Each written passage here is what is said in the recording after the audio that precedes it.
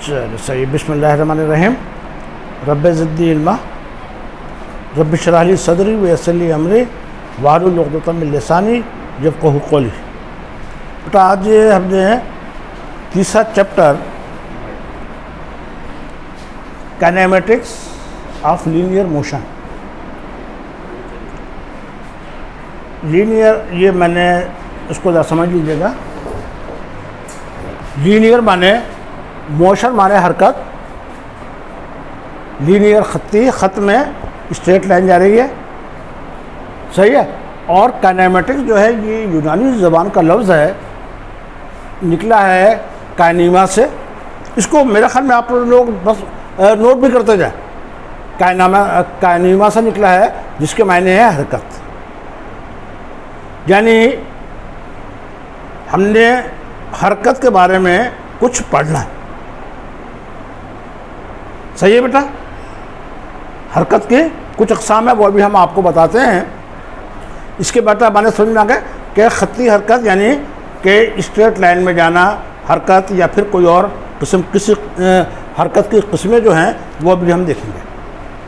सबसे पहले ज़रा देखिएगा, मेरी तरफ मुतवज्जो रहिए कि मेरे पास, मैं इस वक्त टेबल के पास हूँ, सही है। कुछ दूर के फासले पर डस्टर रखा हुआ है, फिर मार्कर रखा हुआ है, और फिर उसके बाद कुर्सी रखी है। अब देखिएगा कि मैंने यहाँ से इस वक्त बिल्कुल अपनी अपनी जगह पर सब के सब साकित हैं। अब उसके बाद मैंने चलना शुरू करा। जब चलना शुरू करा तो ऐसी सूरत में मैं डस्टर को क्रॉस कर गया। उसके बाद फिर जनाब मार्कर को मैंने क्रॉस कर लिया। फिर उसके बाद कुर्सी आ गई, कुर्सी को मैंने क्रॉस कर लिया। ये मेरे जो हम देख रहे हैं स्टेट्स, यानी हमारे जो इस वक्त हम किस पोजीशन में हैं। पहली पोजीशन हमारी सुकून, रेस्ट। क्या नंबर एक बात, सुकून या रेस्ट, इंग्लिश में रेस्ट। रेस्ट हम किसे कहते हैं ज़रा ये समझ लीजिएगा, लिख लीजिएगा। मैं यहाँ पर खड़ा हुआ हूँ, मेरे इर्द गिर्द कुछ माहौल बना हुआ है। अपने माहौल के लिहाज से मेरी जगह चेंज नहीं हो रही है। मिसाल के तौर पर ये कुर्सी रखी है, मेज़ रखी है, ये बोर्ड है, इन तमाम की ये अपनी जगह पर कायम है। ऐसा नहीं है कि जनाब मेज़ अपने आप चल पड़े, कुर्सी रखी हुई अपने आप चल पड़े, हरकत में आ जाए। बोर्ड रखा हुआ है, ऐसा नहीं है कि ये अपने आप चल पड़े, इधर से उधर हो जाए। तो हम सब हम जहाँ पे रह रहे हैं, हमारी जगह, हमारा मकान अपनी जगह पे कायम है। बस में बैठे हुए हैं, बस चल नहीं रही है, बस हालत सुकून में है। यानी इसके माने ये हुए कि जिस्म की वो हालत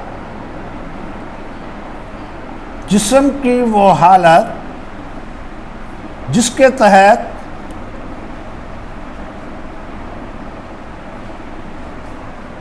इर्द गिर्द की अशिया,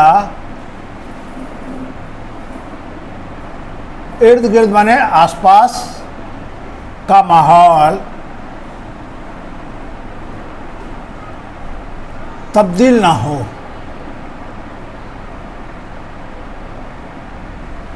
हालत सुकून कहलाता है।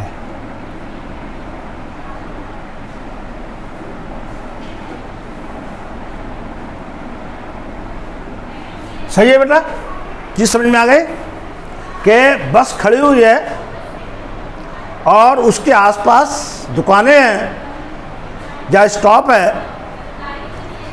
जब तक खड़ी रहेगी वो चीज़ें अपनी जगह पर कायम रहेंगी, अपनी जगह पर वो मौजूद रहेंगी। ठीक है बेटा। अब उसके बाद बस ने चलना शुरू करा। जैसे जैसे आगे बढ़ती जाएगी मुख्तलिफ़ किस्म की चीज़ें उसके साथ में आती रहेंगी, उसके सामने आती रहेंगी। इसके माने ये हुए कि जिस्म की वो हालत, हरकत, मोशन,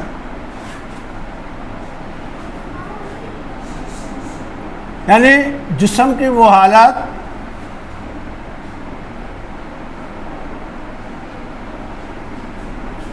जिसके तहत इर्द गिर्द की अशिया, इर्द गिर्द का माहौल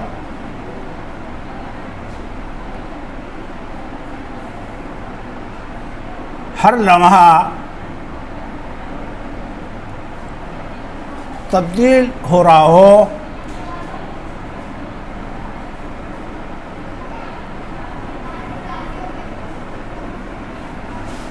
हालत हरकत जिस्म की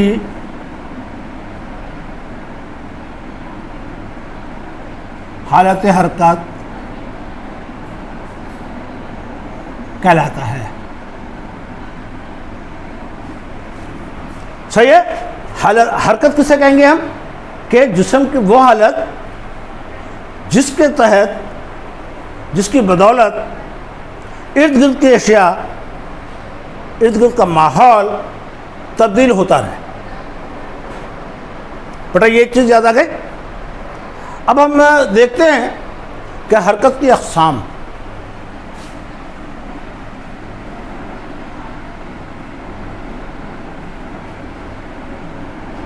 टाइप्स।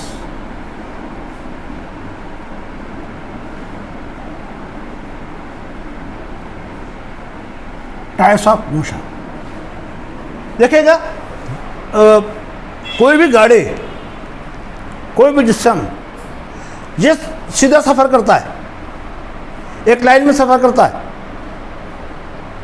सही है, एक लाइन में सफ़र करता है। लीनियर मोशन, खत्ती हरकत।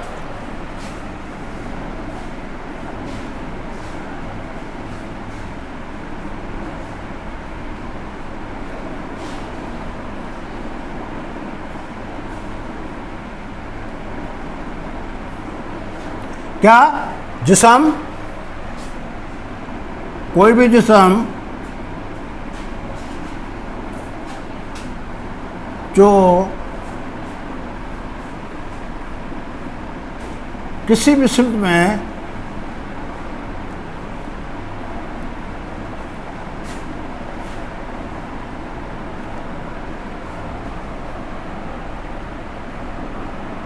लाइन में, किसी लाइन में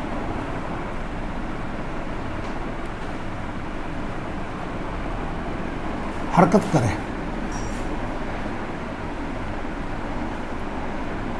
जिस्म की इस हरकत को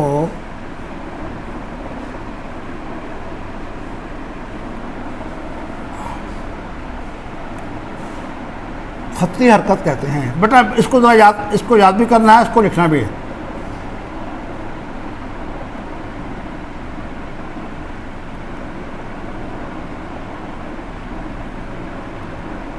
या लीनियर मोशन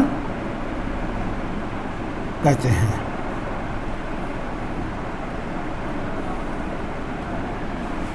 ठीक है बेटा, कोई मसला इसके अंदर? राहिम, आयशा, चलो सर। नंबर दूसरी, मिसाल के तौर पर इसकी चलो मिसाल भी लिख दो।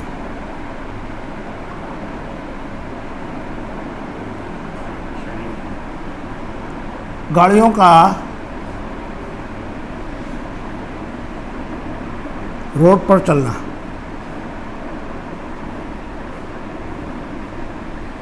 नंबर 2, गर्दिशी हरकत,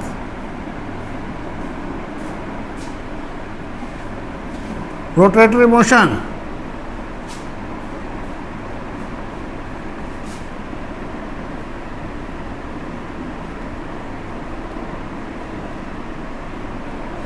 जनाब पंखा, पंखा बेटा, ये पंखा चल रहा है, ये किसी एक पॉइंट के गिर्द इसके पर हरकत कर रहे हैं। हर समझ लो कि हर पॉइंट्स पर ये अपनी सिम तब्दील कर रहा है। सही है? ये रोटेशन है, ये सीधा नहीं चल रहा है बल्कि गोल घूम रहा है। गाड़ी के पहिए वो गोल घूमते हैं शाफ्ट के गिर्द।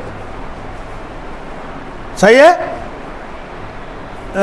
चांद, सितारे, ज़मीन वगैरह जो कुछ भी, बल्कि सितारों को तो मैं नहीं कहूँगा, बल्कि अजसाम जो भी अजरम फल्की हैं, प्लैनेट्स, वो जनाब सूरज के गिर्द गर्दिशी हरकत कर रहे हैं। सही है? गर्दिशी हरकत, हर पॉइंट पर उनकी डायरेक्शन, उनकी सिम तब्दील हो रही है। इसको हम गर्दिशी हरकत कहते हैं। इसको लिखें ज़रा कि कोई जिस्म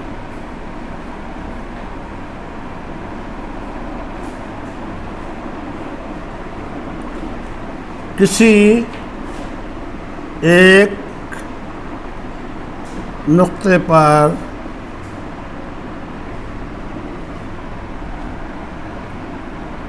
हरकत करे और इसकी सिमत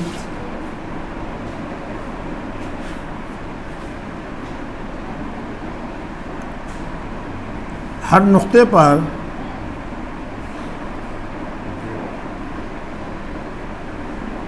तब्दील होती रहे,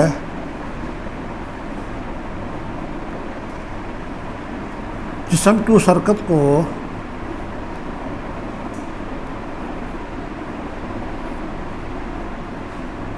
गर्दिशी हरकत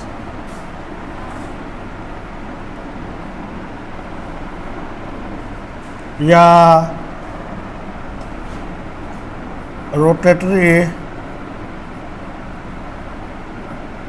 मोशन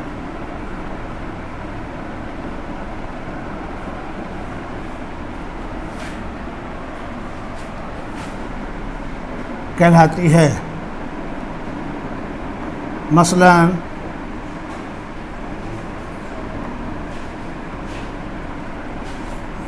पंखे का चलना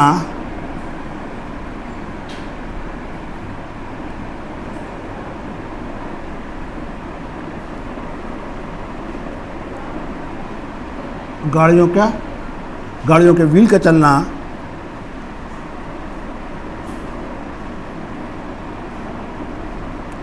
गाड़ियों के व्हील को क्या कहते हैं उर्दू में? पहिए। गाड़ियों के पहिए का चलना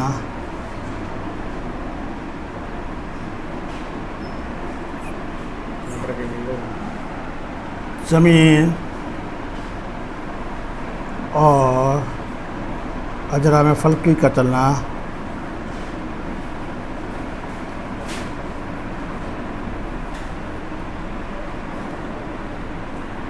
वगैरह। बेटा ये चीज़ समझ में आ गई? इसको बेटा आप उतारते जाएंगे, आपके नोट्स बनते जाएंगे। उसके बाद तीसरी चीज़ है इर्ताशी हरकत।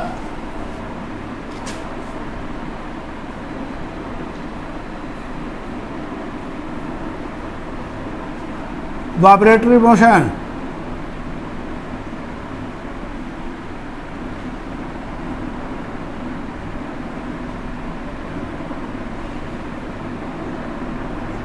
जरा इसको समझ लीजिए। चुमटिया, इसको अगर हम थोड़ा सारा कुव्वत लगाएं तो इसके अंदर थरथराहट पैदा हो जाती है। हमारी ज़बान ये आगे पीछे हिलती रहती है। ढोल, स्कूल की घंटी अपने किसी भी एक पॉइंट पर यह हरकत करती रहती है, इसको हम वाइब्रेटरी मोशन कहते हैं। बड़ा चीज समझ में आ गई? हमारी जबान वाइब्रेशन करती है, ऊपर नीचे हरकत कर रही है। चुमटे को अगर हम हरकत देंगे तो वो आगे पीछे ही लेगा, ये वाइब्रेटरी मोशन है, अपने सेंटर से आगे पीछे ही हरकत कर रहा है। जबकि पंखा अपने सेंटर के आगे पीछे हरकत नहीं कर रहा है। हम अपने जब हम चल रहे हैं तो हम आगे पीछे हरकत नहीं कर रहे हैं। सही है, ये वाइब्रेटरी मोशन है, इर्ताश कहलाता है जी।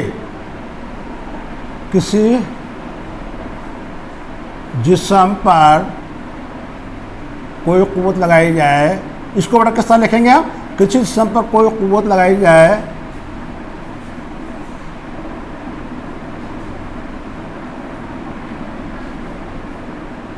और वो अपनी जगह के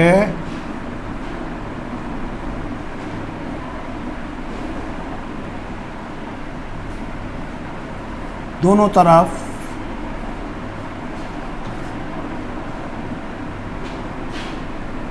तो जब किसी जिस्म पर कोई कुव्वत लगाई जाती है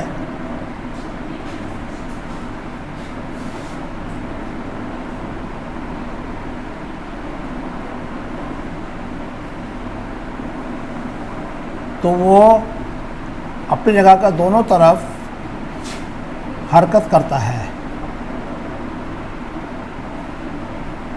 जिसको जिस्म की इस हरकत को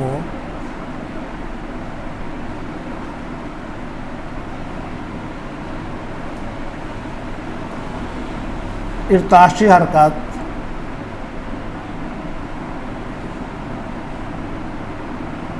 या वाइब्रेटरी मोशन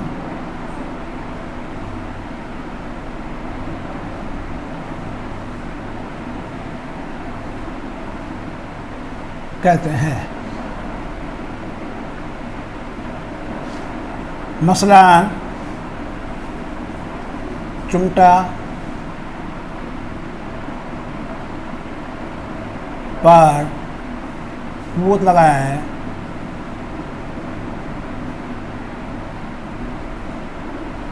तो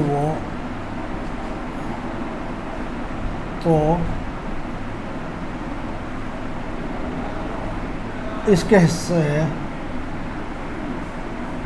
आगे पीछे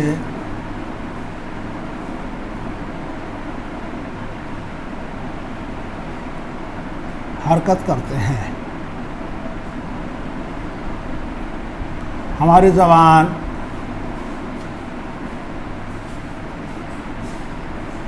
ढोल का बजना,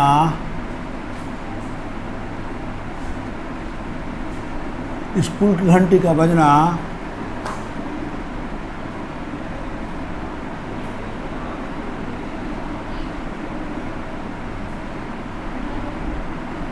इसकी मिसाल है। बेटा ये चीज याद हो गई होगी, मुझे उम्मीद है।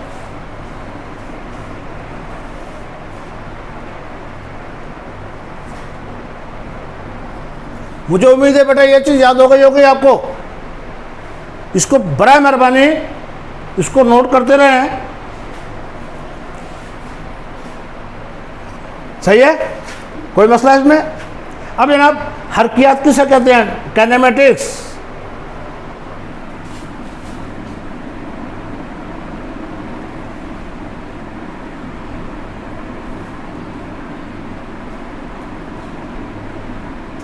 अभी मैंने आपको यहां पर बताया यूनानी जबान का लफ्ज कानिमा, जिसके माने हरकत से, कुव्वत के बगैर या कुव्वत के ज़ेरे असर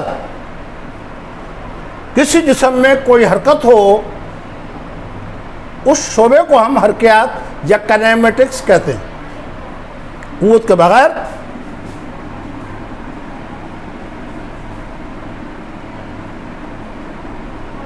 या कुव्वत के ज़ेरे असर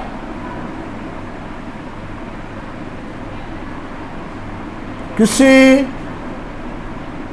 जिस्म की हरकत को काइनेमेटिक्स कहते हैं।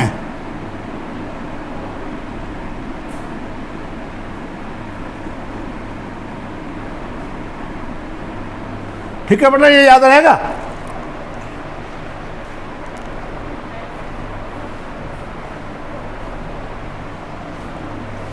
दूसरी मैकेनिक्स, मैकानियात।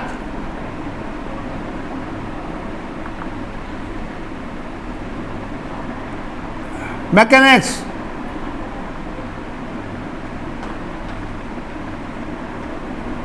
बड़े असाम की हरकत,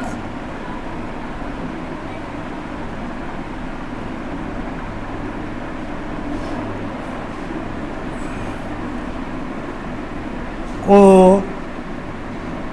बड़े असाम की हरकत मैकानियात।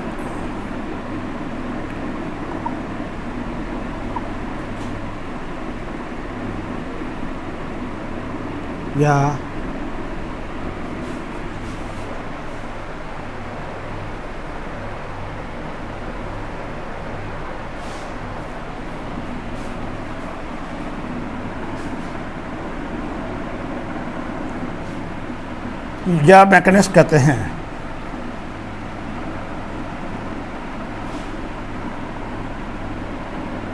मैकेनिक्स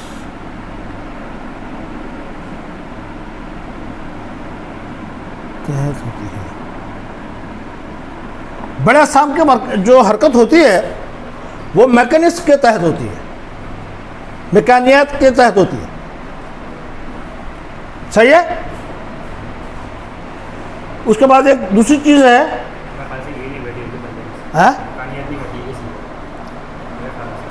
बेटा ये जरा सुन लीजिएगा। बड़े असाम के जो बड़े जिस्म हैं, मिसाल के तौर पर मशीनें चल रही हैं, हरकत कर रही हैं,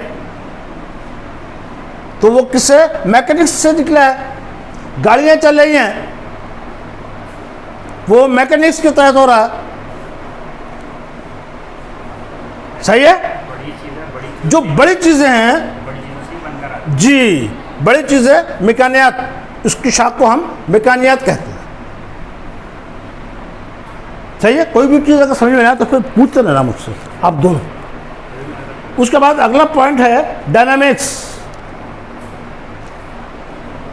अगला पॉइंट है डायनामिक्स। क्या ध्यान,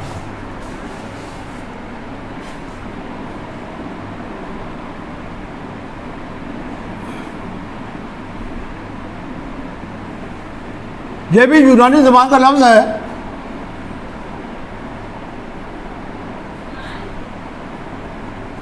ये यूनानी ज़बान का लफ्ज़ है।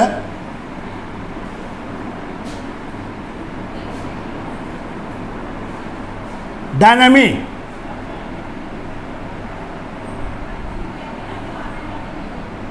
इसके बने पावर।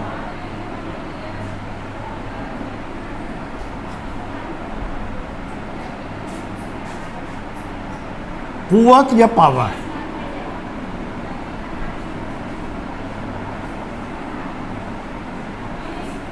जिस्म की वो हरकत जो किसी कुव्वत या पावर के तहत हो, वो डायनामिक्स कहलाती है। मिसाल के तौर पर मैं खड़ा हुआ हूं, मुझे किसी ने कुव्वत लगाई, मैं चलना शुरू कर दूंगा, मैं अपनी जगह पर कायम नहीं रह सकता। शायद ये जनाब डायनामिक्स में आ रही है। बस खड़ी हुई है, हमने को कुव्वत लगाई, कुछ पावर इस्तेमाल करा, तो वो डायनामिक्स कहलाती है। यानी डायनामिक्स कुव्वत के ज़ेरे असर, किसी कुव्वत के ज़ेरे असर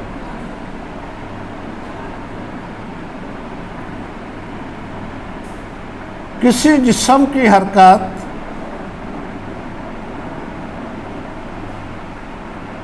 डायनामिक्स कहते हैं।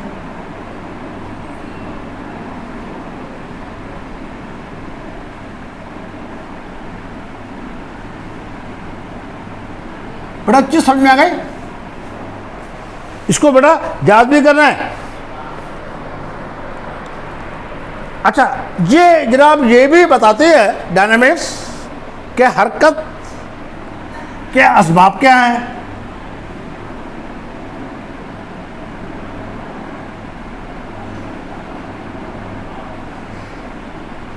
किस सबब के तहत जिस्म में हरकत पैदा हुई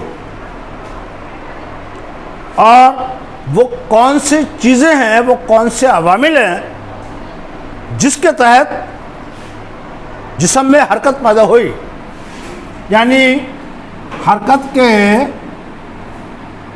अवामिल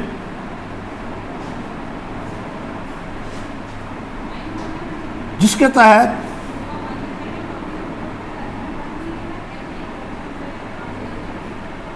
हरकत हुई।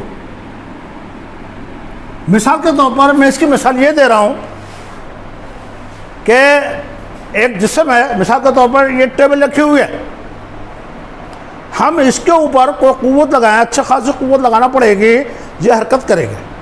लेकिन अगर हम इसके अंदर हमने देखिए कुव्वत लगाएंगे तो ये चलेगी। इसके तहत अगर हम इसमें कोई चीज़ लगा दें, नीचे अगर पहिए लगा दें तो बहुत ही कम कुव्वत पर चलेगी। बट ये चीज़ समझ में आ रही है? बस खड़ी हुई है, साहब 10 आदमी धक्का लगाएंगे, भरी हुई है, मुश्किल से चलेगी। सही है, धक्का लगाना पड़ेगा, अच्छा खासा आदमी धक्का लगाएंगे तो चलेगी। और जनाब वही चीज़ बस ख़राब हो गई है, सबको निकाला, थोड़ी सारी हरकत से वो जनाब चलना शुरू हो जाएगी।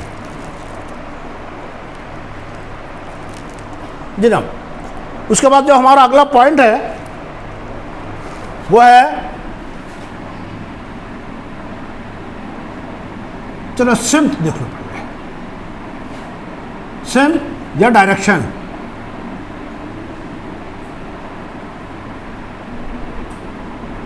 जी जी, सिमतें कितनी सिमतें हैं? राइम राइम कितनी सिमतें हैं? आवाज नहीं आ रही शायद। और कौन है? सुबैबा है, शोएबा, समीन है, हेलो, फोकिया है, मुजफ्फर है। फोकिया। 8 मिनट रह गए हैं, क्लास खत्म। बेटा सिमतें कितनी हैं? आवाज आ रही है आपको? नहीं आ रही। डायरेक्शन कितनी है?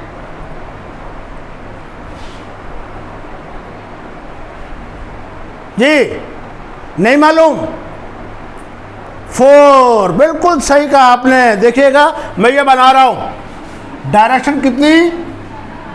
4। ये नॉर्थ, साउथ, ईस्ट, वेस्ट। सही है बेटा? सही है। अगर कोई जिस्म यहाँ पर खड़ा हुआ है तो हम कहेंगे वो ईस्ट में है, यहाँ पर खड़ा हुआ है हम कहेंगे नॉर्थ में है, यहाँ पर है वेस्ट में है, यहाँ पर साउथ में है। अगर यहाँ पर खड़ा है तो हम कौन से उसको डायरेक्शन कहेंगे? जी कौन सी डायरेक्शन? जी जहाँ पर अगर कोई खड़ा हुआ है तो कौन सी डायरेक्शन, यहाँ खड़ा हुआ है तो कौन सी डायरेक्शन, यहाँ कोई खड़ा हुआ है तो कौन सी डायरेक्शन, इसके ऊपर गौर करते हैं हम। ये जनाब जिस्म यहाँ खड़ा हुआ है और ये एंगल बन रहा है 45 डिग्री का। ये जिस्म यहाँ खड़ा हुआ है, ये जिस्म यहाँ पर है, ये जिस्म इधर है। ये एक खास सिमत कहलाती है नॉर्थ ईस्ट। कौन सी? North east. ये नॉर्थ वेस्ट, ये साउथ वेस्ट,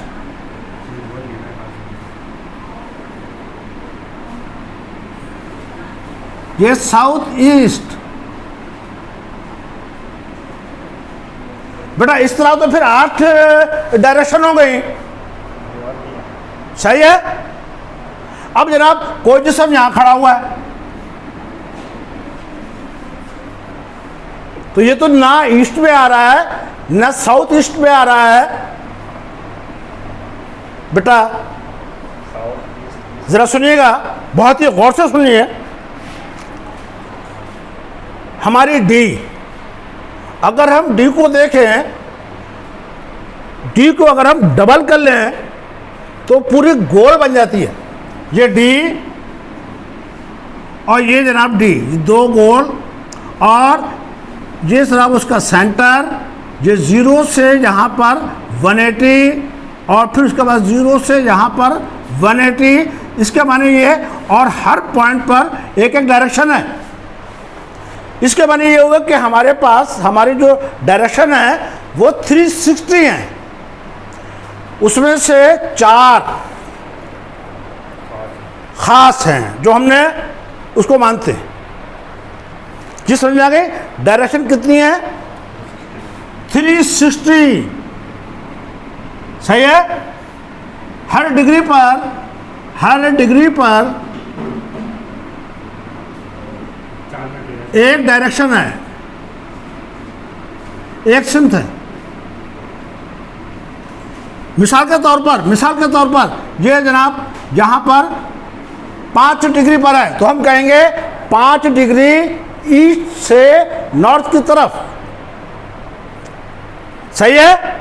5 डिग्री, इसकी डायरेक्शन क्या हुई?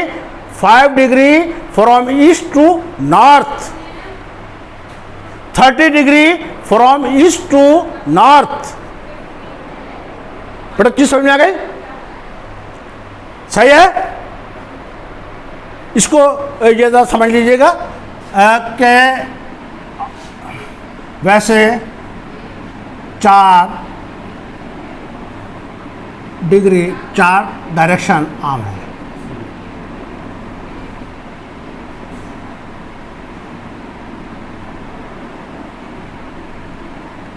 North, south, east, west. बड़ा ये खास है, आमने मतलब खास है।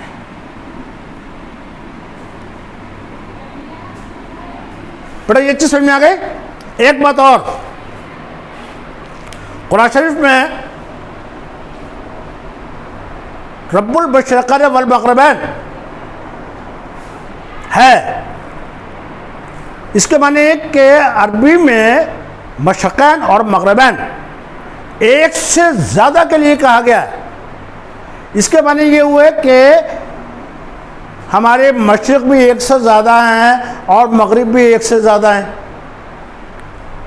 हमने ये ख़ास ले लिया है, लेकिन मशरिक़ और मग़रिब एक नहीं है, बल्कि सूरज जहाँ से निकलता है उसको मशरिक़ कहते हैं। गर्मी में सूरज कहीं से निकलता है, सर्दियों में सूरज कहीं से निकलता है।